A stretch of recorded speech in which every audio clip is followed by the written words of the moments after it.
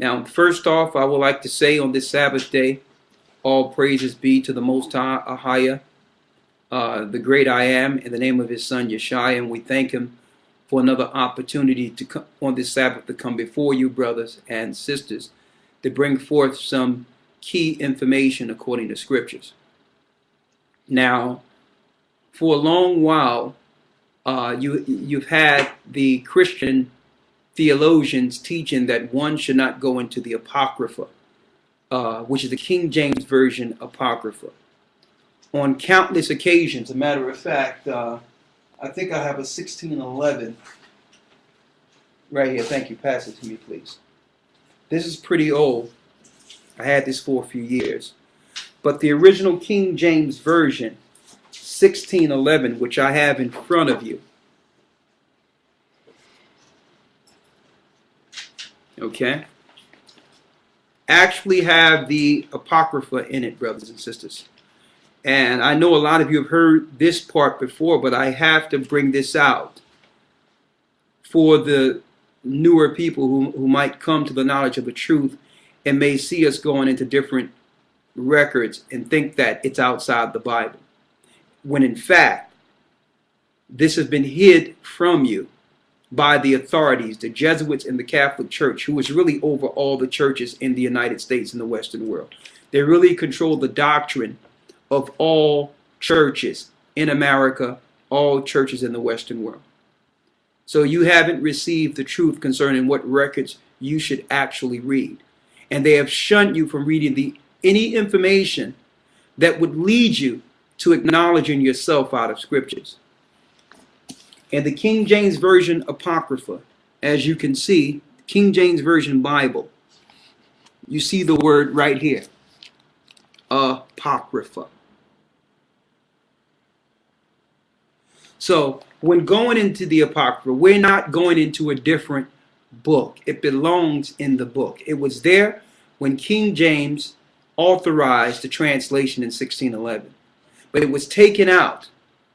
And the reason it was taken out is because the Roman Catholic Church, along with the powers that be, didn't want you as a people to identify yourself in the last days with the Holy Scriptures. There's information and key information that have you identify yourself. And also it identifies the lies that were told against you. There was an agenda against you that the Apocrypha speaks of. When I say you, I'm speaking of the children of Jacob, the children of Abraham, Isaac, and Jacob, the true biblical people. They knew it would come a time of awakening in the earth, so they needed to actually distort the truth and teach you false doctrine by first getting you out of the King James Version Bible altogether. Now, the majority of churches that I know, especially black churches, you will hardly find a King James Version Bible in there, let alone an Apocrypha. They've switched all the Bibles out to the NIV, the New International Version, which publishers, whose publishers are the same publishers that publish the Luciferian Bible. And they made you believe that the NIV was the better book based on the fact that it don't speak old Quaker English like the thous and the thees. And they claimed it would make it easier to understand. When in fact, that is not the reason they switched out the King James Version Bible. They switched it out knowing that our people would begin to come back to the knowledge of the truth. You can't say that the thous and the these and the yees and the old Quaker English was the problem when our grandfathers and great-great-grandmothers and those who came before us read the Bible the way it was, intact, and they were absolutely fine with it. So why did they switch it out? They wanted to take out any physical indication of the people. They wanted so that the people of the Bible would not be able to identify themselves in the Bible. They took out certain scriptures like in the book of Matthew 18 and 11 where it says, I come to save them which was lost. In certain scriptures. All through the Bible they started taking scriptures out. But you would never recognize it. And on top of that, if they would take scriptures out of the regular Bible, then of course they would want to do away with the Apocrypha. Today we're going to show you undisputable proof that the Apocrypha belong in the Bible. And on top of that, we're going to show you one of the greatest secrets hid from the populations of the earth concerning what happens to the spirit once it leaves the body. And you would only get this.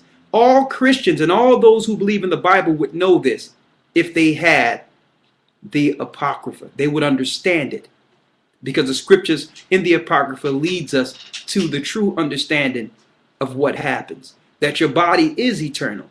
And what they're telling you in secular education and other religions concerning reincarnation and all that cannot be true. A lot of you don't know this, but reincarnation came in from the Gentiles, that whole ideology, that you come back over and over with an opportunity to get it right. It's absolutely farce, and it's an absolute trickery through Satan. It's trickery. We learned that through the pagans. All right? And later on, our people began to believe this. A lot of you don't know this, but the Sadducees, which were a Jew sect during the time of Christ, believed in reincarnation. So that Gentile teaching eventually crept into our teachings through time. But at first, not so. But going back to the Apocrypha, why is it that when you go to your Christian pastor or go to someone who believes in the Bible, they'll say, well, the Apocrypha, we heard of that, but it's not scripturally sound because it's not spiritually, or what they call spiritually inspired. That's what they're told to tell the followers or their parishioners that comes to their church, that it's not spiritually inspired when it speaks of, it's not prophetic concerning Christ because it doesn't speak of Christ. When it absolutely do speak of Christ. It even speaks of him destroying the eagle in the second Esdras, him going against the Edomites at the very end, him weaving himself a mountain in Esdras and fighting in vengeance against those who have enslaved his people. It's all through the Apocrypha. But if they can make you believe from an authority vantage point that the Apocrypha have no valid point or have no validity concerning Christ, then you'll just ignore it altogether. But let me show you that you don't even have a complete Bible if you don't have an Apocrypha. It so happened that a lot of you don't have to grab the 1611 King James Version. If you have a regular King James Version, just a regular Bible, you can go out and buy yourself cheaply at a Barnes & Nobles or one of those stores or online the Apocrypha. You can buy these 14 books separate, which will give you a complete 1611 King James Version if you already have a King James Version. So you don't have to buy a 1611. You can have your regular King James Version and buy yourself an Apocrypha. And a matter of fact, this came from Cambridge University to prove to you that the universities know the truth concerning our people and know the truth concerning the Apocrypha. There's another version what you from got? Oxford University. Okay. Same thing right here. You see the end of the Old Testament, the book of Malachi. Flip over one page. The book's called the Apocrypha. And for those who have trouble reading the Old English, this is a good one. This is the regular KJV English Apocrypha. All right. So to add on to what you were stating. The water. So the information is out there. Now, those of high religious education understand what we're saying. But we're here to bring it down to the lowest term, to the layman, to the poor person, to the lowest person who would never have access to this information and know the importance of it. Why? Because the poor people are the next leaders of this earth. Okay? Let me tell you, it's almost impossible for a rich man to enter into the kingdom of heaven. So they'll make you think you need to chase this money and go after the prestige, and that is what gives you some type of renown and some type of fame within our society. They have made it backwards where food get fame. When really, it's not even about the rich. And it's about you poor people. They didn't hide all this truth from the rich. They hid this information from the poor. They know that even Christ himself came out of very humble means. He came out of Nazareth, which was the ghetto of Israel. So they fear what might come from the lowest of the people. So we're here to make it easy to be understood on the lowest level so that you can get the truth concerning yourself and the truth concerning prophecies of this earth. That's the point. So that now, with this information, you can stand as one of God's children with the truth and do your part in this earth against the forces of darkness. So if one would like to ask us why we bring out this information, is it important? Why isn't we just teaching Christ or teaching Jesus? Listen, Christ is the truth. Everything is Christ. You understand? Yeshua says, I am the way, the truth, the life. No man cometh to the Father but by me. You shall know the truth, and the truth shall make you free. And what does that mean? If you're teaching truth, you are teaching Christ. You don't pigeonhole them into some type of doctrine that they have created to destroy you, like in the theologian seminary schools of Christian theology. So what we're telling you, what we're showing you, is being revealed through the Spirit of Christ. Proof that the Apocrypha is 100% correct, and proof that you do not have a complete Bible without the Apocrypha. Let's go to the book of Esther real quick. The book of Esther.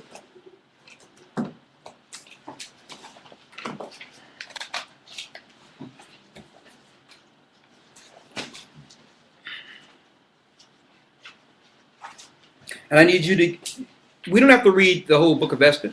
Let's go to the book of Esther and tell me how many chapters you have there in the book of Esther, Elder Lawyer. You got the book of Esther, chapter 10, and it ends at verse 3. So the book of Esther in your Apocrypha ends at chapter 10, verse where? Verse 3. Now, how many verses you know? How many chapters you know in the Bible only have 3 verses? I mean, they could have made that easy by just extending those 3 verses to chapter 9, right? So here it is in our regular Bible that they have told you is complete. Now, mind you, everything in the Bible is correct as far as the context goes. Of course, a few words have been switched that you can actually go into the Hebrew and correct, but contextually, through context, the Bible is 100% correct. No errors when it comes to the context of the scriptures. But we see here that only 3 verses are in chapter 10 of the book of Esther. Now, we're going to go into your Apocrypha and see if we can find the rest of those verses. I need you to get that book out there, and I need you to tell the brothers and sisters out there the name of this book we're going into. Let's get it right. Yeah. Matter of fact, let's get it there, but I want to show them in the table of contents here. Let me grab a highlighter here. Huh?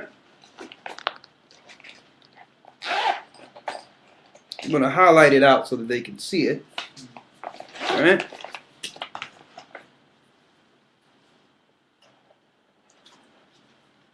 In your Apocrypha, brothers and sisters, you have the rest of Esther. See that? That's the rest of Esther. Now, I wonder if the rest of Esther is going to start with the first chapter of Esther. No. Go to the rest of Esther real quick. The title of the rest of Esther. It states the rest of the chapters of the book of Esther. Go ahead. Which are found neither in the Hebrew nor in the Chaldee. Part of the 10th chapter after the Greek. Hold up. Show them that real quick. Right? The rest of Esther is right there. And guess where the rest of Esther picks up? No, it don't pick up from the first chapter. It actually picks up from the 10th chapter and the 4th verse.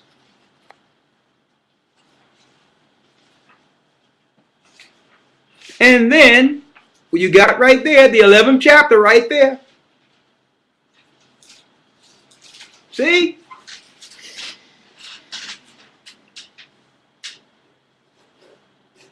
The rest of the chapters of the book of Esther.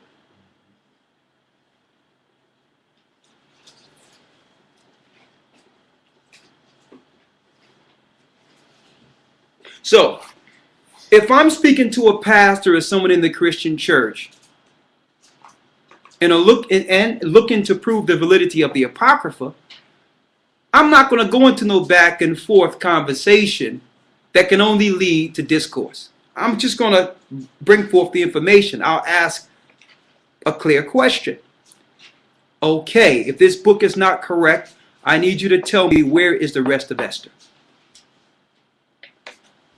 And they'll look at you like, Esther, what's that? What you mean the rest of Esther? Let's go to the book of Esther. Why is there only 3 verses in the book of Esther? Is there more? But they haven't been told anything about the book of Esther or the chapters in Esther. I've taken this to pastors and those of high regard within the church, and they were totally perplexed that the rest of Esther was missing. Because they haven't been taught that in theologian seminary colleges. These books have been purposely concealed from the leaders in modern day Christianity. So you don't even know about the rest of Esther. But in the book of the Apocrypha, if you would have gotten yourself a regular King James Version Bible, the rest of Esther would have been right there for you. See? They go to the 11th chapter, right there. So you don't have to argue this. You can bring forth the facts and say, well, listen, the Revelations tell you if you add or take anything away from the book, then what's going to happen? Let's get that in Revelations real quick to tell us what's going to happen to those who start taking books away from the Bible.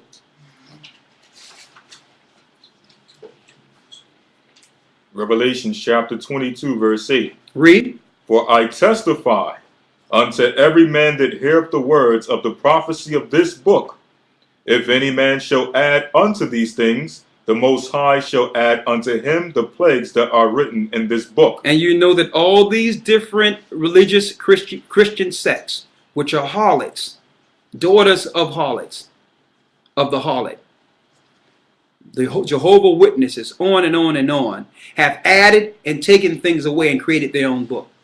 When they had no right. These people are not even Hebrews. They had no right to go into Hebrew records and say, well, this is what the people should see and this is why I'm doing it. What business is it of yours? Unless you're trying to conceal something. No one asked you to switch the words to make it easier for us to understand. Let the Holy Spirit work. Who are you? Read. Verse 19. And if any man shall take away from the words of the book of this prophecy. So if you take away from this book, the Most High shall take away his part out of the book of life. See that? And out of the holy city, and from the things that are written in this book. See, but those that are behind this conspiracy are Satanists. See? They're not looking for eternal life under Christ. They loathe and hate the Father. So they don't care anyway, because they believe under their Luciferian doctrine that Satan, their god Lucifer or Jabulon, is going to go back into space and take the throne of the Father and give them eternal life. So that's why they don't care, because they wasn't written in the book from the beginning. So are you going to follow them?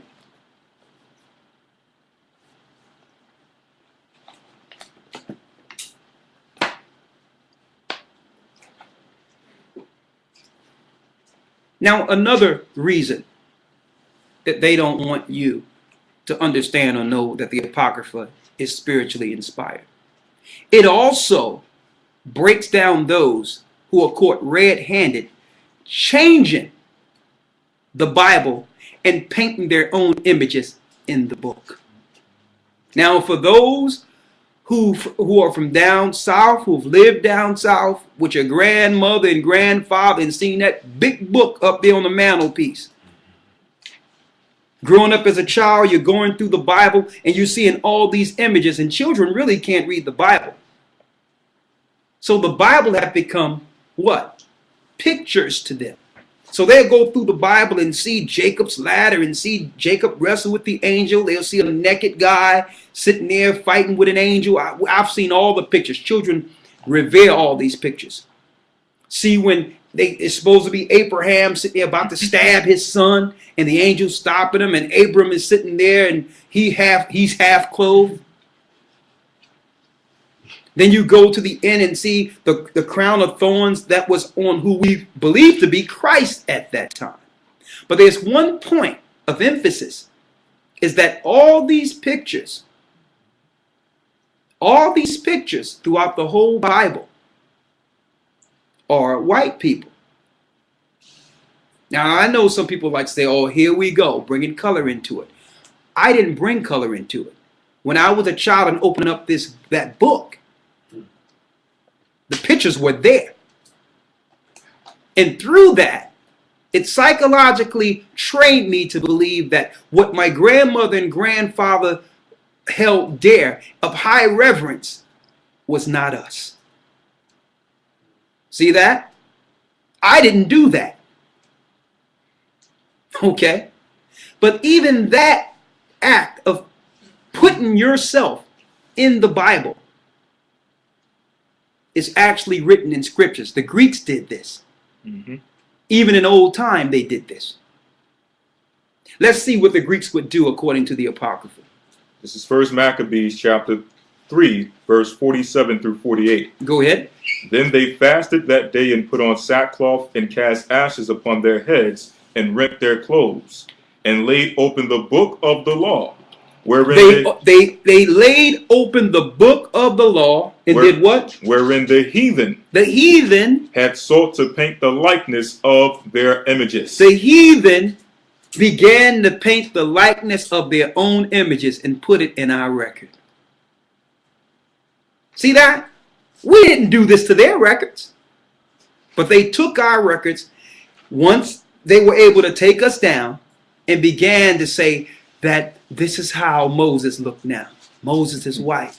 This is how Jacob looked now. Jacob is white. See that? We didn't do this.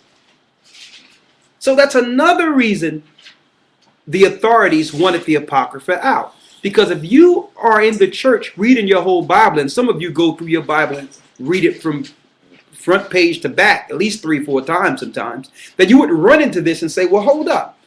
If the heathen painted their images in the book of Maccabees, which is actually in the Bible, could this be the same heathen that put their images in my grandmother's Bible, in my grandfather's Bible? Mm-hmm. See? So listen, we don't make it a color issue. The color issue happened to us a long time ago when we opened up the book and revered people who are not the children of Israel. What you have there? This is an image, just to go along with what you were saying. Yeah, image. Look at this lovely image here. The famous. But they tell us, listen, don't even discuss color. What's this? The famous statue of Moses. Oh my! Look how sweet this is. This is beautiful for you. We're about to do a drum roll and show you Moses.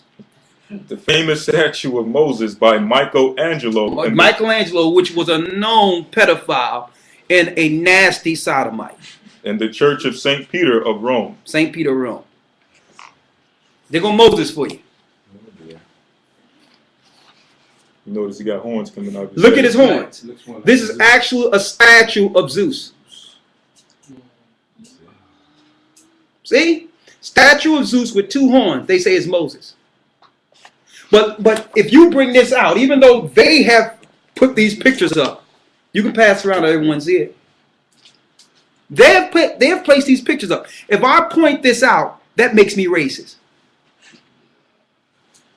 Now, what's wrong with this society in which you can't even bring truth unless someone bring race in? When really, we're not the culprits. We're not the ones that did this. We're just explaining to you that if these people have lied and put their images in our records, then okay, let's exclude their images and say, well, okay, if these are not the people, who are the real people? Let's not even talk about them. Let's now do some fact finding and say, and say, well, if they would go through all these great lengths to psychologically manipulate the poor and manipulate the people, let's ignore their pictures now and find out who the real people are. Because obviously someone is lying here. And see, Christ is about truth. You see that? And it's deep that now we look at it, now I understand that all through society and through media, now I understand how when they portray us in infamy. Just like the guy they so-called drugged up this weekend and claimed Alexis. What black person going to name their child Alexis? That lets you know something is wrong. This guy they claim did something on a naval base. It seems like they have us looking into the information in scriptures to see themselves and revere them as high regard. But in the media, we're some crazed out people running around doing things that's not right. That's how we're portrayed. All right? But getting back to the point here, because we're going to deal with that a little later. In the Apocrypha, out of your King James Version Bible, it tell you the people who would do it. That the heathen, they mean these people are not even Israelites, would paint their pictures and put it into our books. Now, the picture I showed you, that's not far from what you would understand. Why? Because you've seen these pictures before in your mother and your grandmother's book. And didn't even notice that these people are not even wearing Hebrew garb. Exactly. They're all dressed like Romans and Greeks. But that's what you can do to a sheltered society. And that's what you can do to slaves. And when I say slaves, I'm not just talking about black people. In order for them to perpetuate this lie, they had to lie to their own people. Okay?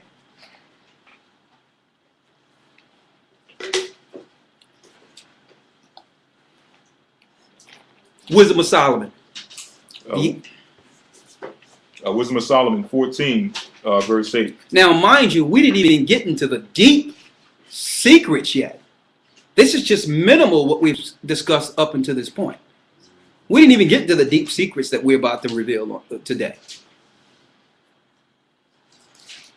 Read it. Wisdom of Solomon 14 and 8. Go ahead. But that which is made with hands is cursed as well as it. That which is made with hands is cursed. Now, what is the Most High speaking of here? In Wisdom of Solomon, it's speaking of idolatry. That means you make something with your hands, fashion it with your hands, and pray to it. So it's cursed according to the scriptures. So that's wrong to have any color, let alone praying to white people. Any color or image you shouldn't put to bow down to. That's what the scriptures tell you. That's what the law tells us in Exodus, the 20th chapter. Okay? But when you go to your church, when you grew up with your mother, your father, you've seen that image on the wall, and that image was held in high regard. Your mother dusting it off, making sure it's shining and making sure it's looking good, and she got Mahalia Jackson on with the gospel music playing. So that made you believe that this is something sacred. So when you did something bad, or, you would go and you would bow to this person whom was nothing more than a cursed idol. But listen how the Apocrypha identify this and breaks this down. And it makes it crystal clear why the Catholic Church, why theologians would love to eradicate this book from the minds of those that go to church. It says, that which is made with hands is cursed. As well as it, as he that made it. And the person who made the image is also cursed. Why? Because in Exodus the 20th chapter, it tells us we cannot make images of anything in heaven or in earth and pray to it. It's an abomination to the Creator. See? But when the Catholic Church came around the earth and the Jesuit order, yeah. The Jesuit order, you had the Knights Templar and all of them, they came with swords and made people bow and worship the images. It's part of religion, brothers and sisters. And don't tell me Christ, and then some people try to ignore it and say, I know that's a picture, but Christ is in my heart. If Christ was in your heart, that picture wouldn't be on your wall. The Christ you believe that's in your heart is that same picture. Because that's what your heart believes. Read. And let's see what came with the image. Because some people are saying, well, hold up. I'll take down the image now because it doesn't matter. But do you still hold the philosophy in the religion that came with the picture? That's the question. Because the picture is not the only deception. And that's what the Apocrypha breaks down. Something came with the image. Read. He because he had made it, and it because being corruptible it was called God. Being corruptible, it was called God.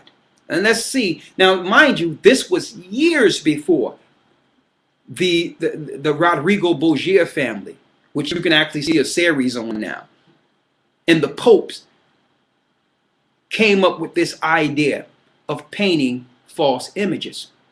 You have to realize we're talking years and years before the Roman Catholic Church that Wisdom of Solomon is speaking of here. So this is a prophecy concerning them actually injecting themselves in our book. Read it. Verse 9. For the ungodly and his ungodliness are both alike hateful unto the Most High. Read. For that which is made shall be punished together with him that made it. So the people that are promoting these images will be punished. And the image will be punished. Read. Therefore, even upon the idols of the Gentiles shall there be a visitation. On the idols of the heathen there shall be a visitation. Read. Because in the creature of the Most High they are become an abomination. Read. And stumbling blocks to the souls of men. They have become a stumbling block to God's people. And a snare to the feet of the unwise. That means people who are not that learned, and usually that's what happens to slaves. You can only get the education given to you by those who've enslaved you. So you're not that wise concerning this particular history. It became a snare to you. Why?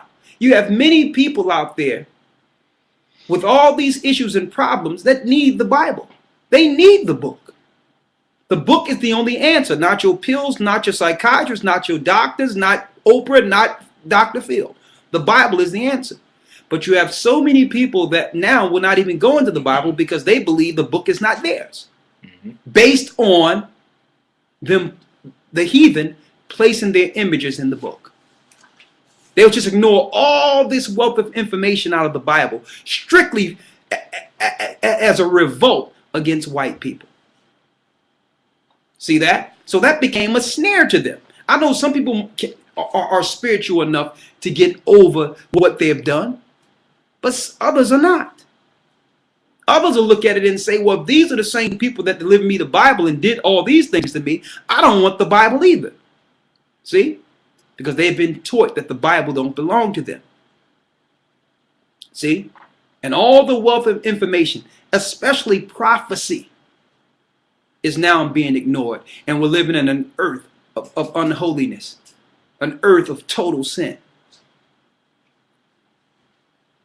Read. Verse 12.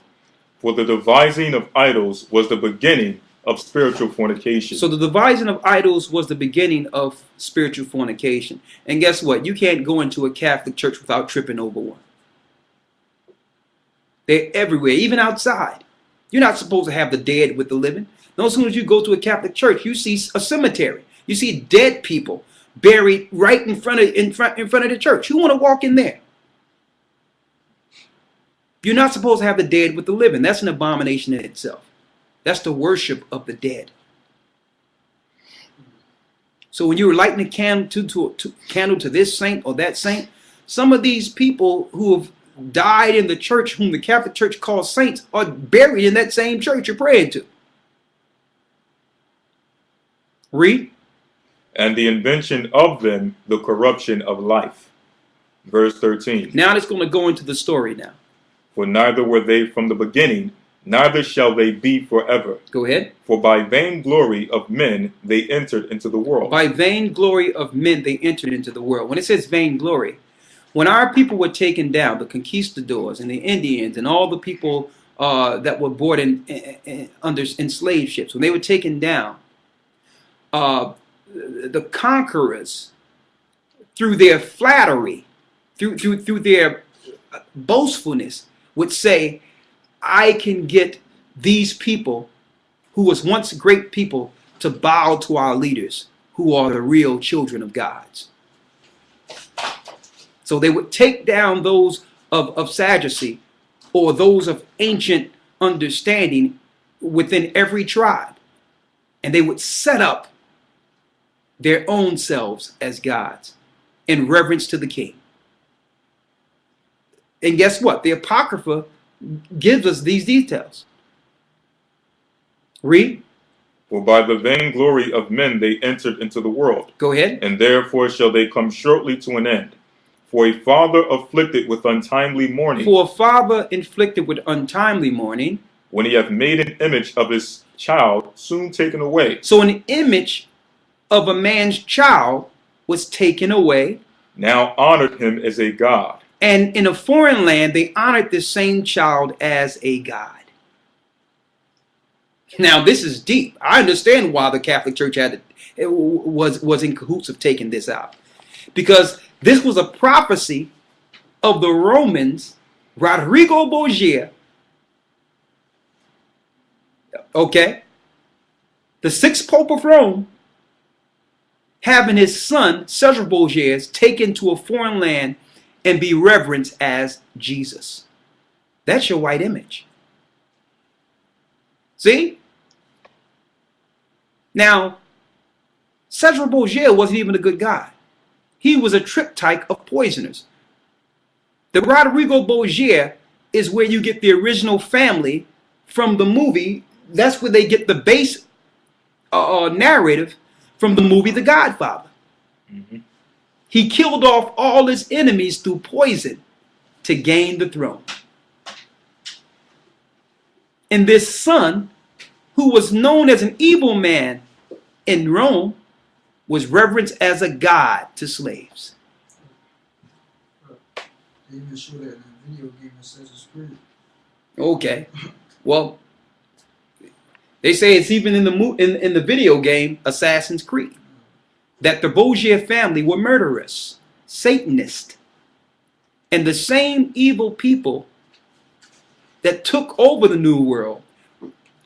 Listen, as a compliment to the satanic people who took over the slaves, as a compliment to them, they said, well, we're going to have your son worshipped as a god in this new land. And that's where you get your Jesus is God from.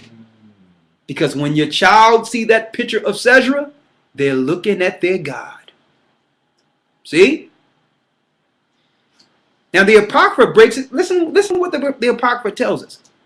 There's no way you can read this in the church if this was part of your Bible and not identify with the images on your wall. So they say, well, listen, the slaves are waking up. We need to take this book out. And in 1928, they said, you know what? We're not going to need this anymore. The slaves are waking up. So when they get a Bible, by the time they realize what's going on with them, we're going to have them out of the Bible altogether. And a matter of fact, we're going to make them believe that God don't even exist. But let's first make sure we take this out because we're caught red-handed. We're caught red-handed being idolaters and putting up Cesar Borgia. What verse you left off at there? Verse 15. Verse 15, read. For a father afflicted with untimely mourning. That was a prophecy of Rodrigo Borgia. Listen, over probably 1,000 years before Rodrigo Borgia was born, this was written. Read. When he had made an image of his child soon taken away. He made an image of his son, Cesar Borgia. Now honored him as a god. Now, everyone in the Western world who was enslaved, the North American Indians, our people who knew the truth concerning the origin of people before our foreparents were enslaved. So they would kill the ancient and teach the children these lies. They would teach the children to reverence them as gods. Cut them off from their culture and give them a new culture. And listen, it's no surprise now that the whole game of terrorism that they're planning and have created have now been aimed towards us. They know we're waking up. So they need a reason to engage us now that the Most High have revealed the truth. So they're going to just make up the net. It wasn't about Bin Laden, brothers and sisters. It was about you the whole time.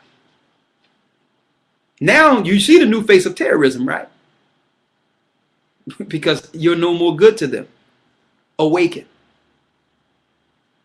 So they'll take some child they have programmed that they took from their family a long time ago, dope them up, make them an MK Ultra project, and just set them loose. Then kill them and give you the new face of terrorism. All right? Because they know you're waking up. You are not susceptible to the lies anymore. You're starting to find out that you're the children of Jacob. And you're pulling away from this satanic system. You're pulling away from the hand that fed you, the beast. And they can't stand it. So now they're coming after you. Jacob's trouble. We go in there in a moment. Read. Which was then a dead man. He was a dead man over in Europe. And delivered to those that were under him ceremonies and sacrifices. So it's deeper than the image, because not only did you get that false image, you also got Christmas. You also got Easter. You also got Sunday Mass. You got all these different ceremonies and sacrifices that had nothing to do with the Bible. Christ was not born on December 25th. That's the worship of Tammuz, the virgin child of Semiramis, or what they would call the reincarnation of Nimrod, that they celebrate every Saturnalia. And we know that Saturn is another name for Satan. That's why they do it during the dead of winter. Have nothing to do with Christ at all. So they delivered those things to you, the same people who delivered you the false image. Now, does this make you racist for saying this? For actually speaking the truth? Think about this. And on the flip side of this, why would they go through so great of lengths to hide this from the masses? That means the people whom they're hiding this from are highly important. They must be highly important. Read. Verse 16. Thus in process of time. Through process of time, that means as years went on. An untimely custom or an ungodly custom grown strong was kept as a law. Now this ungodly custom, which was sinful, is now part of tradition now. The culture through time, the American culture and the Western world culture believes that this is righteous. Every Christmas when the family get together, every Easter, going to church on Sundays, when really it's unlawful and it's sinful. It was evil from its inception. But through tradition, because they sensationalize these satanic days, you believe it's part of your actual being. You believe you're not even worshiping God if you don't follow them. See? They did this through time. Let me tell you, the adversary is very patient. Read. Thus in process of time. Through process of time. An ungodly custom grown strong was kept as a law. Now this custom was kept as a law. Read. Engraven images were worshipped by the commandments of kings. And with this came graven images. I don't know, guess what? A lot of our people have been predisposed to idolatry and don't even know it. It's nothing for our people to go to some type of store and get what you would call a knick-knack. little thing to put on your counter, or get a mask that you got, an African mask that you got and think is culturally sound. I remember growing up and your mother would sit there and have some type of thing on a coffee table with an egg in it, shape of an egg. It was like a marble egg or a gold egg. It looked like some type of centerpiece.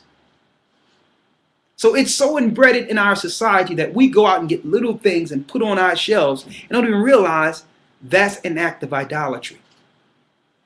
Because we're ignorant to history, you don't know that jinns, demons, sorcerers, all of them be praying different spirits into these different idols you be buying and taking home. And because your heart falls to these particular idols, your spirit is in it. Something made you desire to have this. Now you are part of the spirit you're taking home with you. I don't know how many things you look on your mother and your grandmother's shelf and say, like, what's that? What's that? What's that? Oh, I got this from there and I got this from, and the stuff means nothing. And they have no idea that it's idolatry. And they usually put it on a mantelpiece or a high piece. And a lot of you don't even know that even mantelpieces in your house, they created them under Masonic orders as a shrine to worship the dead. That's where you get your mantelpieces from, where you put all your pictures and all your stuff on. When you look back, it's a place of worship. Look at it. It's an altar.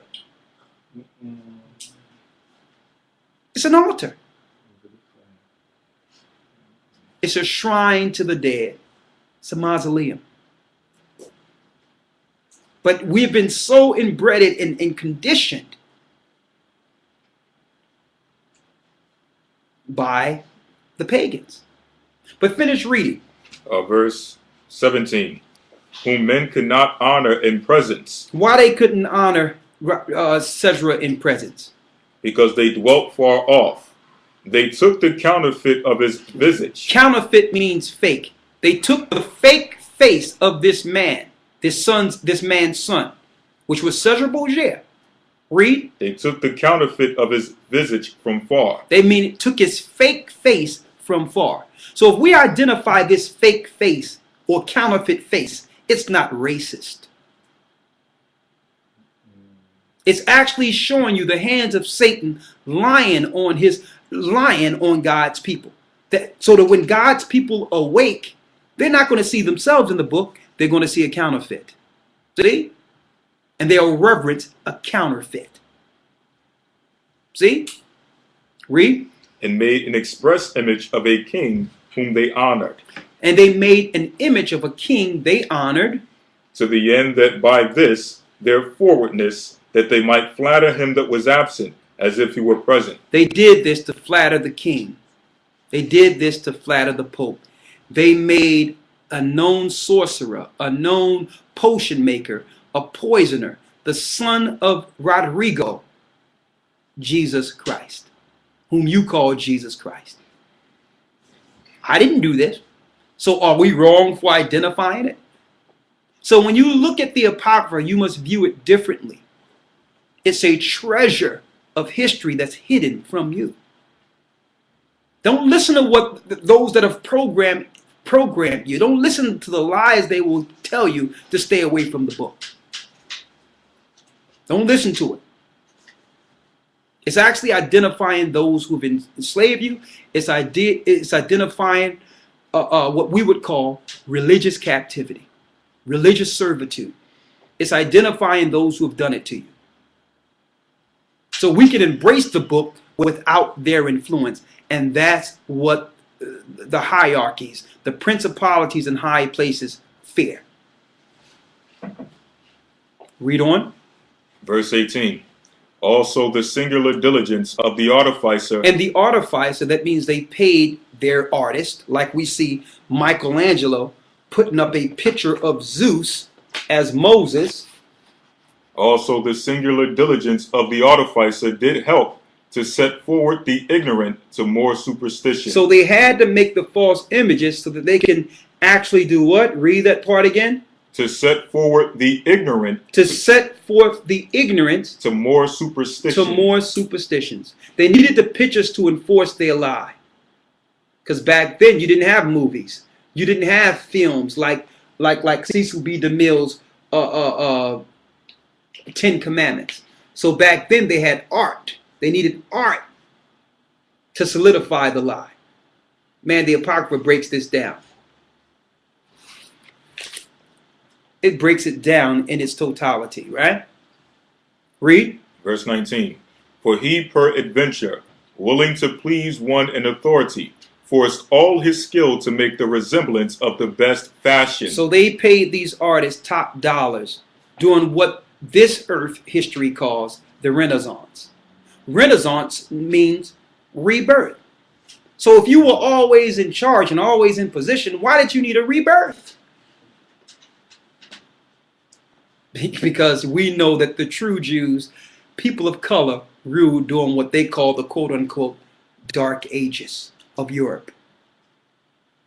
So this was the Caesars in a rebirth, bringing themselves back into power. Starting with the Borgia family. Then they began to, after they seized power of Rome, they began to paint all the artists to influence the New World, to worship Europeans as God. And guess what? It's coming back around now. It's coming back. Not only is the truth being revealed, those that have perpetrated this fraud and are an accomplice to it and won't reveal the truth concerning it. All the people, the things that have happened to the population and the poor people that you have allowed to happen for so long is now happening to you. It's going to come back on you. Don't think that you can sit back and just see an egregious sin and it don't come back on you. You thought it wouldn't affect you, didn't you? But one thing about a lie, if you continue to lie, the lie just will expand. And it will just expand and take up all the space, and with you included.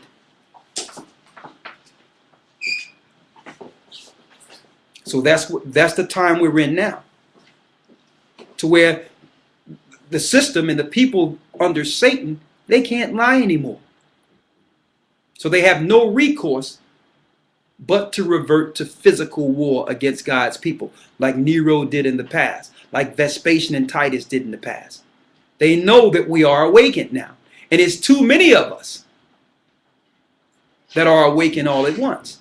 So they have no recourse but to engage us physically now. Lie on us and make a pretext to come after our people. And that's why, again, I would like to emphasize they've switched the narrative from so-called Arabs to black people. That's why they have switched the narrative. They are coming after those who believe the truth, because we will not be absorbed into this mark of the beast system. We will pray against it, and we know before everything is said and done, our Lord and Savior is going to come and make this right. And we in the spirit at that time will fight on the right side of justice upon the coming of our Lord and Savior Christ. And let me emphasize this, because I know some people are trying to spin this their own way. Christ is not going to be somebody born. He's not going to be amongst people like a David Koresh or somebody. He's not going to be no Ben Ami and going to be getting people together in some type of circle somewhere saying he's Christ. Okay? Because they'll use that and say, well, this is what they're talking about doing something. No. We talked about the coming of Christ, according to the Bible, out of the sky, that every eye shall see. Mm-hmm. Okay? Let's read it, that last part. This is Wisdom of Solomon, chapter 14, verse 20. Read. And so the multitude, allured by the grace of the work, took him now for a god. Now the people, so impressed by the artistry of Michelangelo, Leonardo da Vinci, took what? Took him now for a god. They took this criminal from Rome as a god, which a little before was but honored as a man. That was a little before honored as a man. Read the 21st verse. Verse 21. And this was an occasion to deceive the world. And they used this to deceive the whole world. Now I understand why they want to take the Apocrypha out of the Bible. It identified the culprits who have deceived and lied to the whole world. And one of the greatest lies was putting up themselves as Christ, as the angels, as the children of Israel, as the Jews. Now, I'm not even going to go into the part where it actually gives you the mindset of what they're thinking. Like matter of fact, let's go there because it tell you about how they would sit back and watch us and how they're mad that now we're saying that we're the children of God. So because of this, they're going to come after us, and by them coming after us, they're going to say, well, where's your God now? This is what we're doing to you. Where's your God? So first of all, they're upset now that we found out that we're the true people. So the wicked sit back and ponder and examine us. And then it's going to come to a point that when we come to the truth, they say, okay, you God's people. But guess what? Let's see if he's going to save you from what we're about to do to you.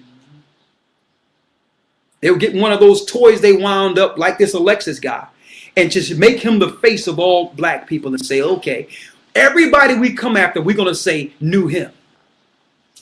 Oh, yeah, he was a friend with him on Facebook. Oh, he Skyped this guy. They're going to use this global net to tie all you people who did nothing wrong to this guy. See? They're going to say, okay, if your God is the true God, let's see if he can save you from what we're planning. That's in the Apocrypha too. Mm-hmm. Let's read it. Wisdom of Solomon, chapter 2, verse 10. Let us oppress the poor righteous man. It tell you that the wicked will say in the very end, let us oppress the poor righteous man. Let's oppress them. Let's separate them. Let's destroy them. Let's make laws that whatever they do is a crime. No matter what they do, let's tax them for it. Let us oppress the poor righteous man. Now, you would want to know this if it was in the Bible, right? Let us oppress the poor righteous man. Read. Let us not spare the widow. And let us not spare the widow. Let's not even care about the woman without a husband. Read. Nor reverence the ancient gray hairs of the age. And we will not respect their elders either. Read. Verse 11. Let our strength be in the law of justice. Let us use the law to oppress these people. Hey, we'll just say, well, I'm sorry I got to do it. It's the law. I'm sorry I got to pull you over and stop and frisk. It's the law. Oh, I'm sorry that, you just fit a description of this Alexis guy. You look kind of like him. Of course, you're in a hospital with a broken leg and your eye hanging out, and you might not be able to walk again. It's the law. Read. For that which is feeble is found to be nothing worth. Because you're not worth anything. It tells you they're going to do this because they believe you're nothing.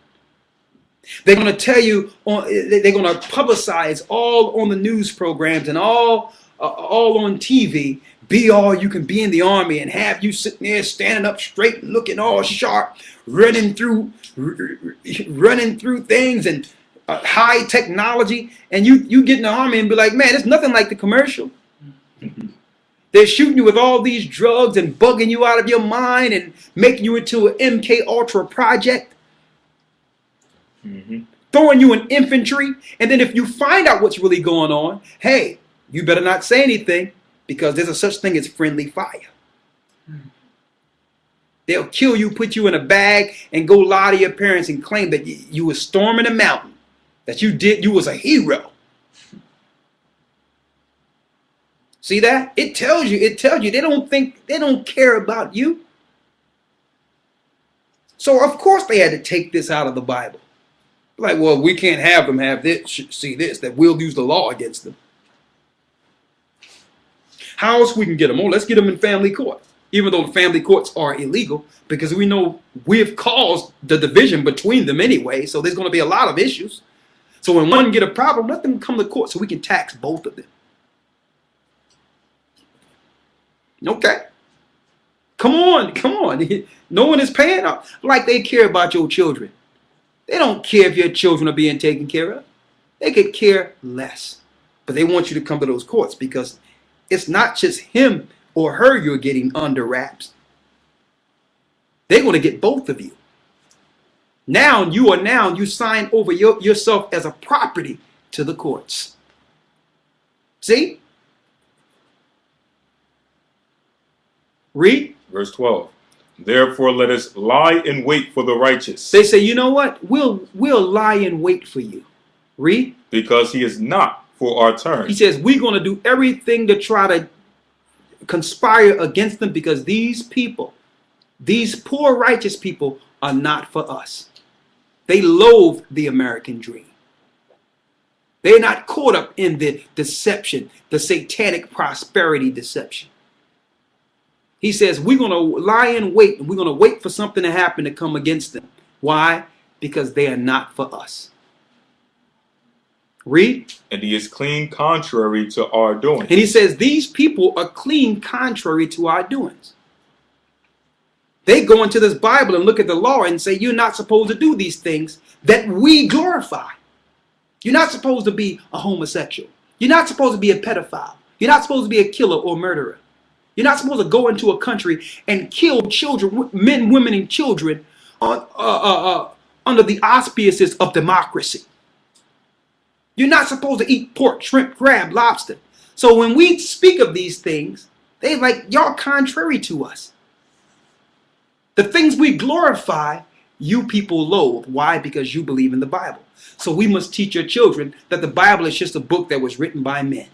That it really have no validity whatsoever. See? Read. He upbraideth us with our offending the law. That's how you know it's speaking about us. They are mad that we upbraided them. We try to correct them of how they offend the laws of Moses. What are you doing worshiping on a Sunday? That's not the Sabbath. Why are you worshiping the sun god? Because that's what the Babylonians did on a Sunday. That's what the Romans did on a Sunday. And ironically, with no coincidence, these are the same people that gave you your churches, that have set up your churches. Sun worshipers. See? So they are upset with us because we went to the Bible and said, well, you're not supposed to do this. You're not supposed to do that. They put aside the laws of the God, of the Most High, and then they'll upbraid you, or they will reprimand or penalize you for breaking their law. So what are they doing? They're saying their laws are above God's laws. See? They even got your Christian church tell you, follow the laws of the land. But if you say, well, here's a law, pastor, that the Bible says you should follow. Oh, the law's done away with in the Bible. But follow the law of the land. So you fear the law of the land more than you do the Most High God. How can you put man's law over God's? See? Finish reading. And objective to our infamy the transgressions of our education. And we tell them that their education is foolish. It is foolish. How can you have an educational system that actually tax the people and make them greater slaves? I thought I was going to school to be free and have more in life. When yet, if I go to school, by the time I get finished paying my school debt, I'm 80 years old. When the guy that dropped out of 6th grade became an entrepreneur and a millionaire, and he don't owe the government anything. How stupid and foolish is this educational system when you have to be in debt to learn? It seems like it benefits the person that drops out. At least the person know that, man, listen, all this stuff I'm going to school for, I'm not even going to actually do in life. Wouldn't it be more advantageous, like it was in the past, for me to learn one thing and become good at it now? Instead of all this junk you throw in just to spread out my education for 4 or 5 years? Why don't if I want to be an electrician, why isn't all my classes that year for being an electrician? Why? Because they can't spread that out 4 years. So they'll give you all this junk and have you pay for it And here it is, when you get out into the public sector, you're not even using none of these things. Mm-hmm. So yeah, we tell them that their education is foolish. In ancient days, you became what your father was. If your father was an undertaker and buried people, you became an undertaker. You learned under your father. If your father and mother had a farm, you were a farmer. That's education you get just through living. And through that education, you learn to count, you learn to read, because that's how you barter and do business. That's common sense. That's common sense. So we tell them how stupid their education is. As a matter of fact, people go into colleges to become more stupid. Mm-hmm. That's what happens. Because why? The first thing they do in college is try to brainwash you with all these different religions. And then it's freedom time. You've been held back all that time. So it's 4 years just to go into total unlawful sin and be indoctrinated into a Masonic society. Fraternities, marking themselves, branding yourselves, and thinking, and other people looking at you, oh yeah, he belonged to Alpha Phi Psi and all this, and you like, yeah, I'm in there. You like respected for being cattle. You're branding yourself like a cow, and you're respected. Everyone is saying, man, I want to get in there. I want to be branded too. Mm-hmm. So yes, we upbraid you according to your education too, because it's ridiculous. And now, we've told people for years, they're closing down all the schools now, Mm-hmm. to show you that it wasn't about education anyway. It was government programming and simulating you into the system. Okay? That's what it was. But they don't need that. They're moving on to the next level of their plan now. Those same institutions that used to be schools will soon be detention. Yes. Detention centers. And on top of that, they're going to have these centers be preparation centers for the fusion centers they have. So you wonder why they're shutting down the schools? It have nothing to do with funding. They can print money out of thin air.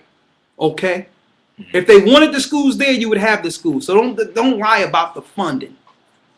They have no need for that because there's no jobs for you to get in the future anyway. They've moved all your jobs out to the other countries. So what are they going to do with all this facade you call education? All these people who are aspiring to be something to make the country great, when the country will soon be broken up. Okay, now they're moving money into the what? The army sector, the security sector, from all these people that will be a product of civil unrest. That's where they're moving the money at now, knowing that there is no jobs, there is no future. So now they must move it into what? Extermination, detention, and eventually slavery of the whole planet leading to the mark of the beast. That's where we're going. So yes, they're closing down the schools. The schools are nothing. They're moving it into the next sector now. But it tells you in the Wisdom of Solomon that we would actually upbraid them according to their education. We would tell them how ridiculous their educational system is. Why? How is it I'm so educated when you ask me a question concerning my family and where I come from, and I'm looking at you with a blank stare? How smart am I if I don't even know who I am? Anyone can learn how to work on an assembly line, or how to change a car belt, or to do this or do that, or pump gas. Anybody can learn that through repetition. That's not smart. But how many people out there learn the truth concerning themselves and the system they were born in? So education is not education at all. It's total foolishness. So they're mad because we say that. It tell you that in Wisdom of Solomon. They get upset because we tell them how foolish their education is. Read. 13. Now, let's make this clear, because some people out there try to take what we say out of context and not really get the idea of what we're saying. Are we saying that if you are in school, you should drop out? Absolutely no. Because what you do with the knowledge the Most High gives you, you can use that education if you have the knowledge of the Most High. That's the key. That's the key. So we're not saying, some people out there, you young people, you might be in school, say, well, it's time for me to drop out. Ain't no good. We're not saying that. Because Luke was a Theophilus. You had Josephus, who was a great historian, who actually worked with the Romans, because he had the education not only of their society, but his own. So what we're saying is, learn the truth concerning yourself, and then you learn their education so that you can now use it for your turn. Know the ins and outs of it so that you can use it for the betterment of your people. Let me make that clear, because I like to put that out there. But we tell you how foolish the education is.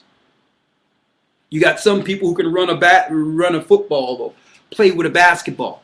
You get free education, of course, because you're making the university billions of dollars. Like, listen, I'll tell you what.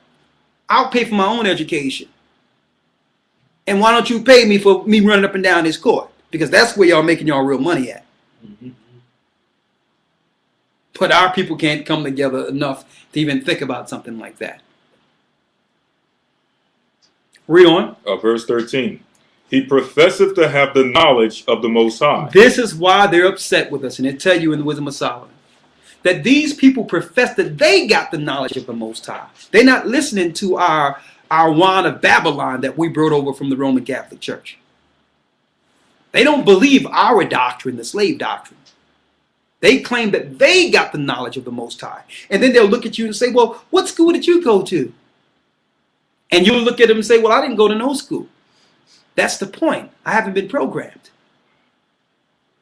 So it's not how many plaques you got on the wall.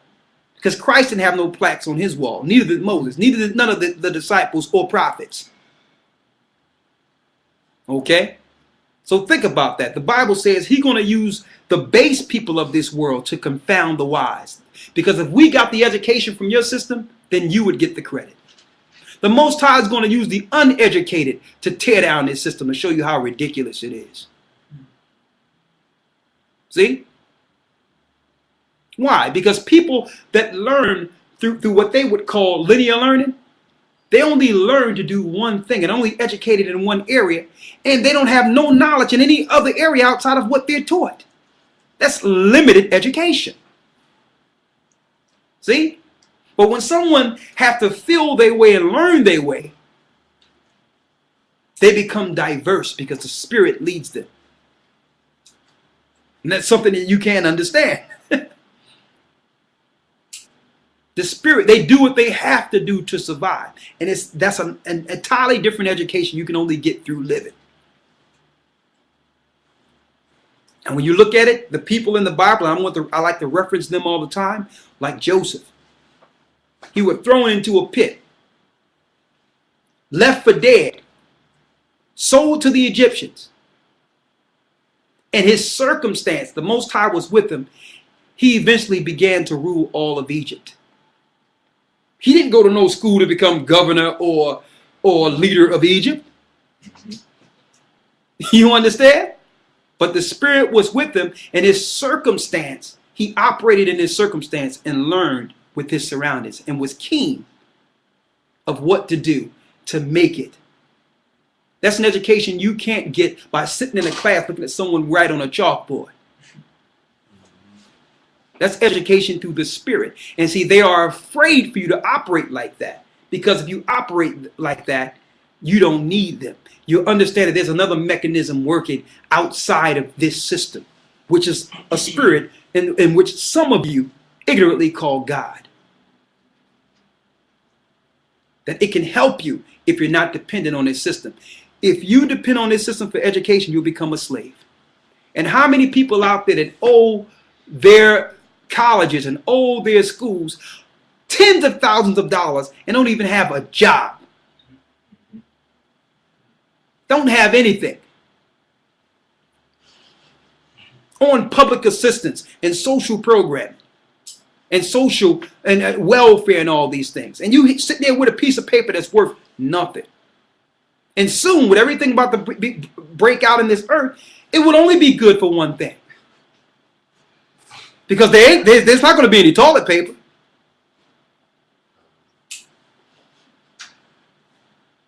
Finish reading what we have here. Verse 13.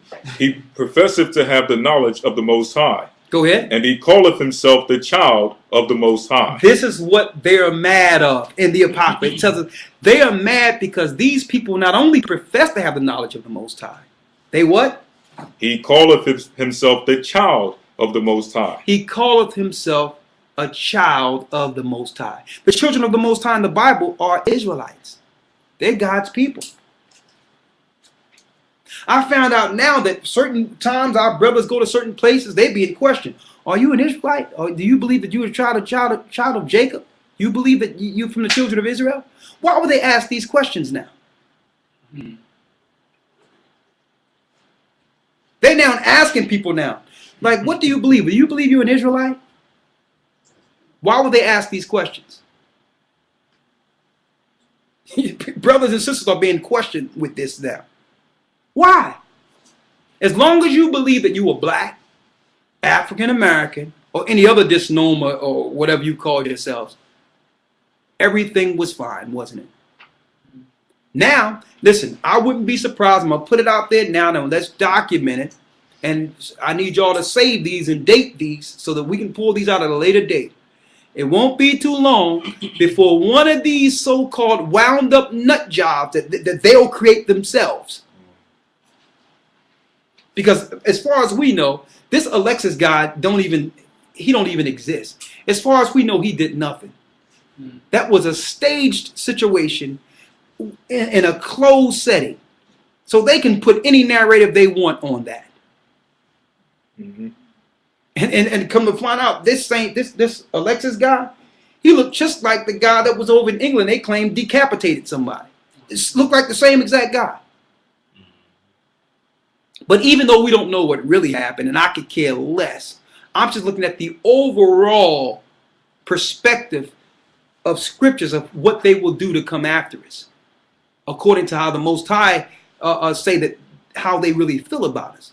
They will use a narrative of this Alexis guy, but it have nothing to do with him. It have everything to do with the people that they will engage. Remember when there were so-called Arabs that ran into 911 and you had old Texas hillbilly saying, we're going to go get ourselves some Arabs? Remember that? So now, if they got this guy running loose, next thing you know, they're going to be like, well, listen, we got to watch out for these people now. These black people, hey, they're the underwear bomber. They're the Christmas tree bomber. Oh, they went crazy over in the naval place. And it won't be long before they throw a Mystry, one of these. Even though I don't got my head covered at the top, this is a Mystry I have on. I wouldn't be surprised if they wrapped a Mystry on somebody they will whine that they have been programming a long time and try to attach them to some church or something and say that they did this or did that. Won't be too long. Won't be too long. Because they want to go after those who know the truth. That's what the narrative really is about. It's about them coming after the children of Jacob. Why? Because they don't like the fact that we profess that we are the children of God. Now, how do you know it's not talking about the people over in Israel today? Because there's no problem when everyone say they're the Jews. Who's fighting against that? They say they're the Jews and everyone is fine with it. But they are upset that we know that we are the Israelites, that we are from the tribe of Judah. We're from Benjamin. We're from Levi. We're from Simeon. We're from Zebulun. See? Our people are from the rich families of the Bible. Our bloodline links back to Christ, Mary, Joseph. See? So they're saying they claim they're the children of God. Well, we are. We fulfill Deuteronomy 28 when it says that we would go in the belly of ships and be sold to the heathen. When Christ says the Romans going to come against you, When the desolation is nigh, when they come after you with swords, flee into the wilderness. It was our people that fled over the Atlas Mountains into Africa, hiding from the Romans. Through time, we lost our identity, and eventually we are fulfilling the prophecies of going into captivity until Christ free us. That's the truth. So they had to take this apocrypha out so that you don't realize the truth concerning yourself. Read. Verse 14. He was made to reprove our thoughts. It says he was made to reprove our thoughts. That means the Most High created us to correct their teachings. They would rather just go on and do what they want to do and have no one tell them that they're going the wrong way. They don't like that. They don't like, because why? They gain a conscience that way. They can't operate freely with someone showing them that they did something wrong or they're doing something wrong. Read. Verse 15. He is grievous unto us, even to behold. He says we can't stand to even look at them. The fact that they're still living is a problem. Why? Because if they live, if one of them are left upon the coming of Christ, our time is done. Therefore, they set up eugenics, where they make it a right to choose to kill your own child, and claim that it was a feminist movement when the majority of people that are killing their children are only black people. So it wasn't a feminist movement. And a lot of our sisters are not even looking up and realizing what this is. What is a lesbian doing marching on a right to choose? Okay, a lot of them are together, don't even have a man, don't even have children. Why are they marching with women saying she should have a right to choose? Mm-hmm. Because she's a reprobate. She don't know up from down, left from right, but she know that your child is a threat. So they'll try to either program the child to be adverse to God, or say kill the child altogether because they are upset with the God who created that miracle in your womb. See? Read. For his life is not like other men. He says we need to get rid of these people because their life, we can't stand them because their life is not like us. Read. His ways are of another fashion. His ways are of another fashion. They got a different style. That's why they try to make unlawful any style we come out with. Not that I agree with every style, but for years I've seen down, when you look down south, I've seen hillbillies walking down with no underwear and their jeans sagging off and fixing tractors and all that. No one made it a law that you couldn't sag your pants then. But it seemed like every fashion, anything that we come up with, it's against the law. You notice that? It's against the law. Because why? Our fashion is not like them. You understand? And they don't like that. They want us to look like them. They want us to dress like them. They want us to talk like them.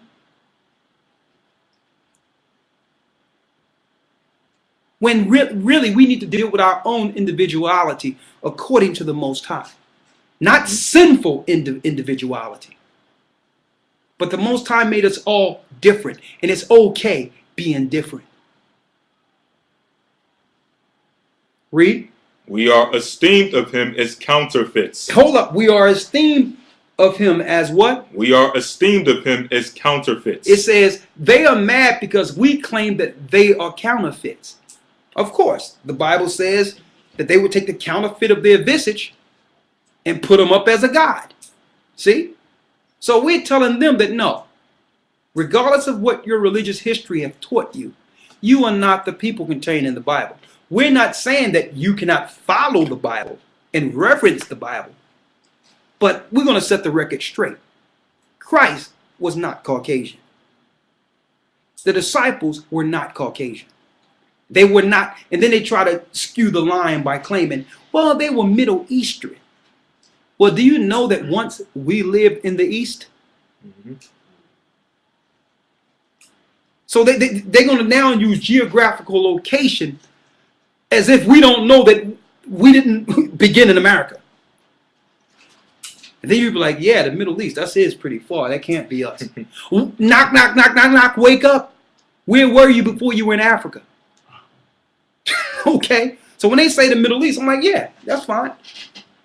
One of my forefathers, one of my brethren, Moses, he was from there. Our father Abraham, Middle East. So I agree with that Middle Eastern thing. But we're not Ishmael. We're Shem. See? Set the record straight. Now that we set the record straight, these have a problem with that particular understanding. They'd rather us say, well, it doesn't matter. God made all people. How ignorant of a statement is that? How ignorant of a statement, it doesn't matter. The topic is not how many people God made. That's not, you done shift the conversation. The question is, who pertains to the prophecies concerned in the book? That's the question. Not whether or not God made everybody. That's not even something that can be argued. But not once in history, have it been recorded where one race of people enslaved millions of another race. And I don't care what race you put on the table. There's no place in history where black people took 1 million white people into captivity, or 1 million Chinese people into captivity, or 1 million East Indians into captivity. It's not recorded nowhere. So you can't tell me that profound history is not contained in the Bible and that it's of no significance. That's the first time in history that millions of people were enslaved by another race. That's Deuteronomy, the 28th chapter. So that is important. Why? Because these people must come back to the Creator. These people, believe it or not, are the next leaders of this earth. And that's not boasting, it's the truth. Every nation have their time to rule. And ironically, the people who receive the law, statutes, and commandments through their downfall have not received their turn. And the Most High is righteous. He gave the earth to the Romans for a time. He gave it to the Greeks for a time, the Persians, the Babylonians. Every other nation on earth had their time to rule. And they know that the people who have enslaved through all those captivities who were enslaved, time is next. They understand this. So they have shifted the narrative to try to destroy these people before the prophecy is fulfilled. So you can't tell me it's not important. And you can't tell me that, well, God made all people, so we shouldn't even talk about this. There's a reckoning in the earth. With all the wars and the destruction of the earth, one empire is going down and another is rising right before your eyes. And it cannot be taken down by taking down a group. You understand? Because there is no group. Okay? There is no personal group. It's the seed of Abraham, Isaac, and Jacob that transcends what group you are gathering with. They cannot destroy that. We are scattered throughout the four corners of the earth. Finish reading. We are esteemed of him as counterfeits. It says these same people that are reading this book are calling us counterfeits. And that's why they took this out of the Bible. They don't want you to read this. Read. He abstaineth from our ways as from filthiness. And he abstaineth from our ways as filthiness. We do.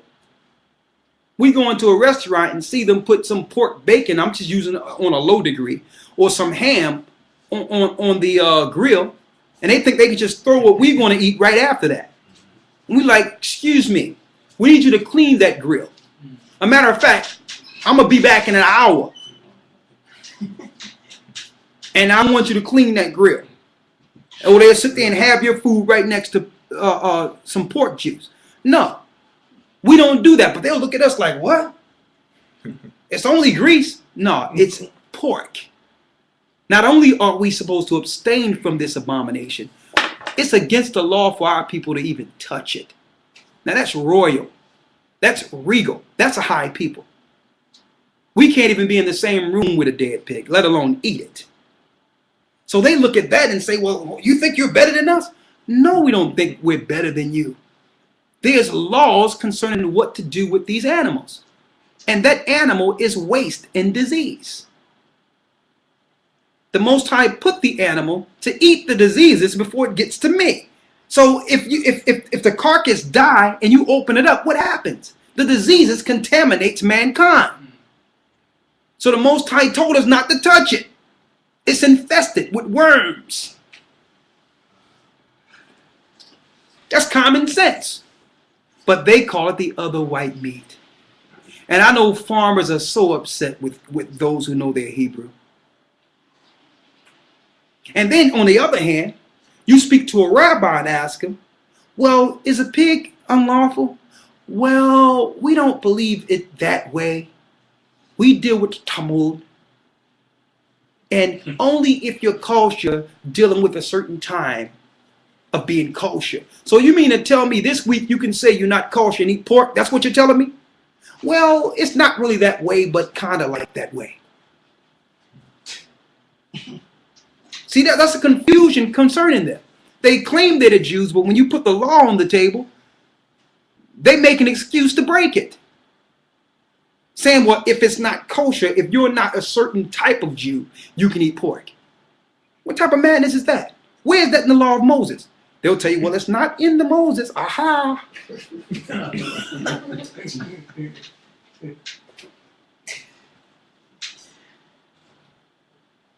See? So they get upset that when we learn it, we trying to be starch, trying to follow, like, okay, the Lord says, Leviticus 11, no pork. Okay, no pork. They'd be like, well, look at that vision that was given Cornelius. It was all these beasts that was given Peter when he had to meet Cornelius. All these beasts unclean. And the Most High said, God said, don't call anything common or unclean. But what the preachers don't tell you is that Peter was asleep. And when he woke up, he did not eat pork. The Most High was preparing him to deal with an unclean nation, a people whom God's people haven't sat down with before that time. He was preparing Peter to deal with the Gentile, not eat pork. See?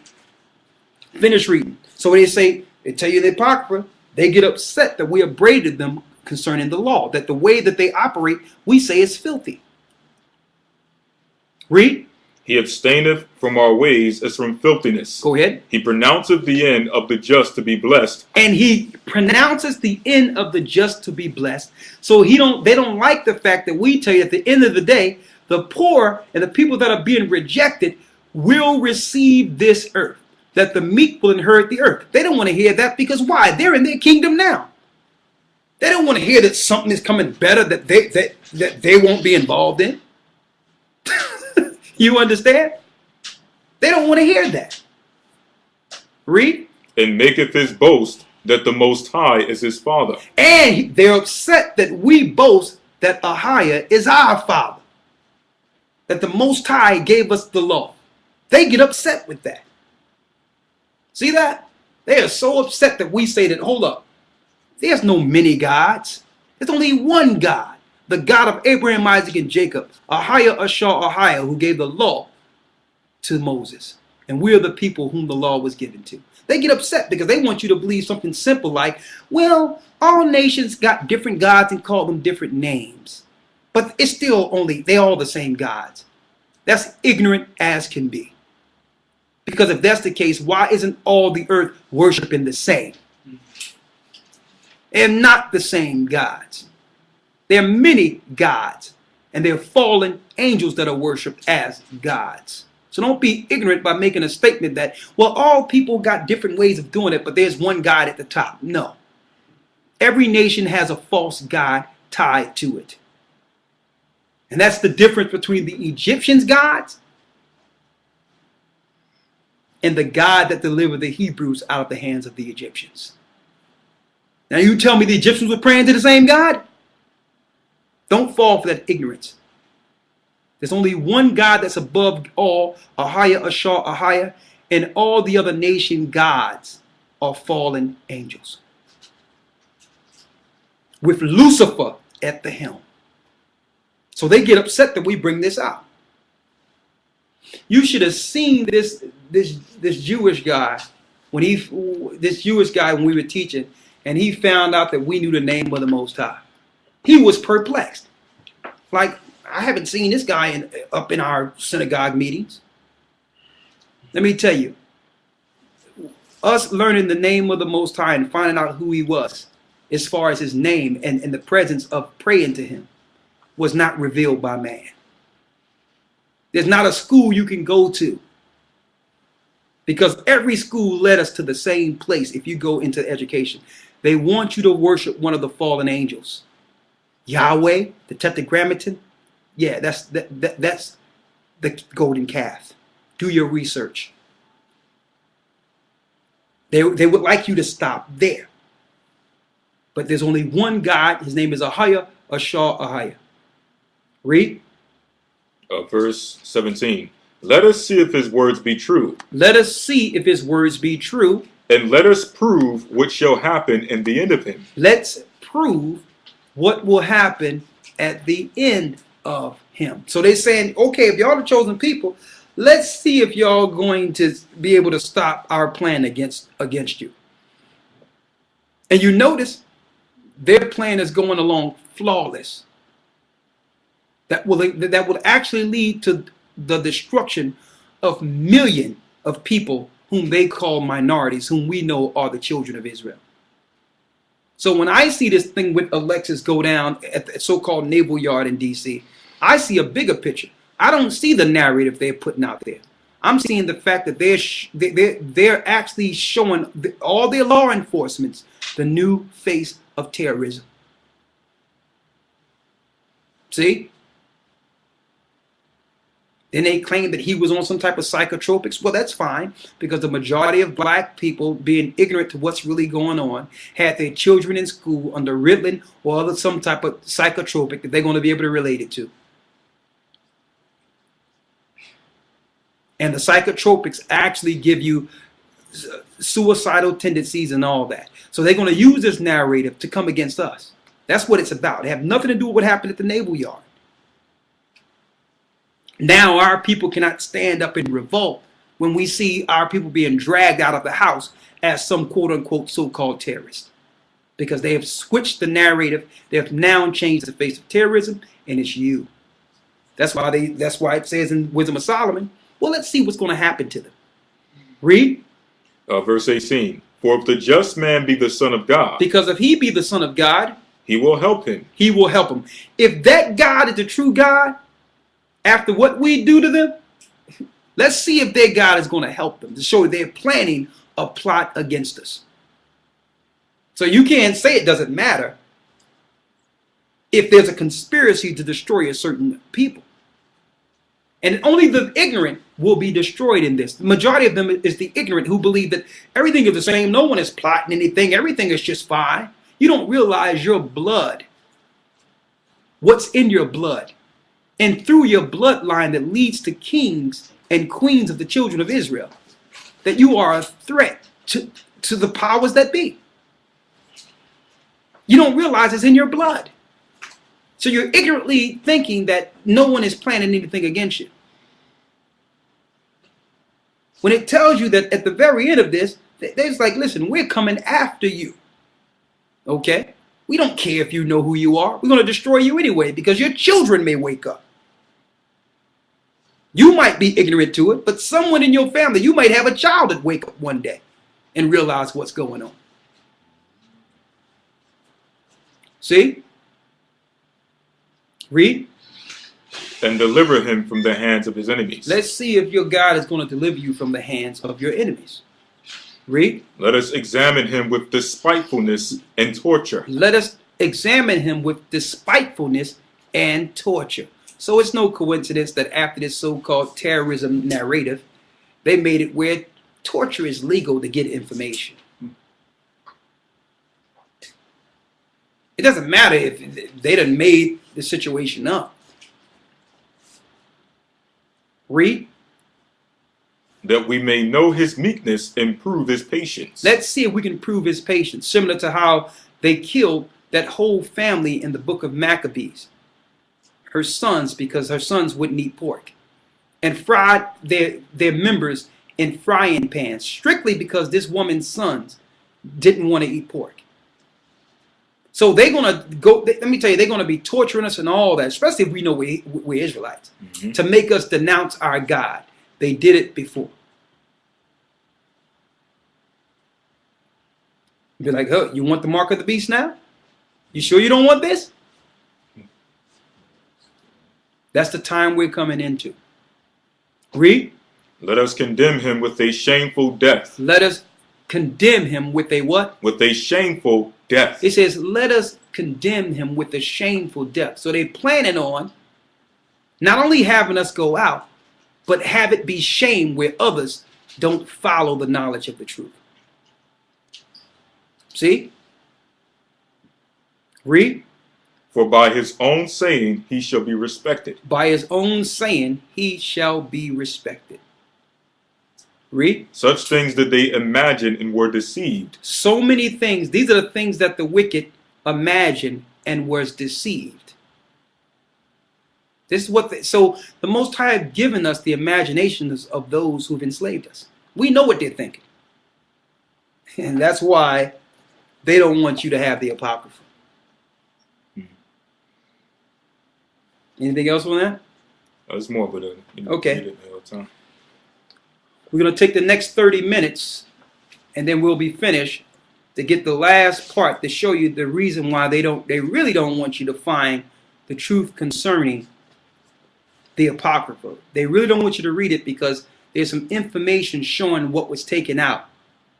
That's highly important, and it's what happens after the spirit leaves the body, and I'll give you that in a couple of moments.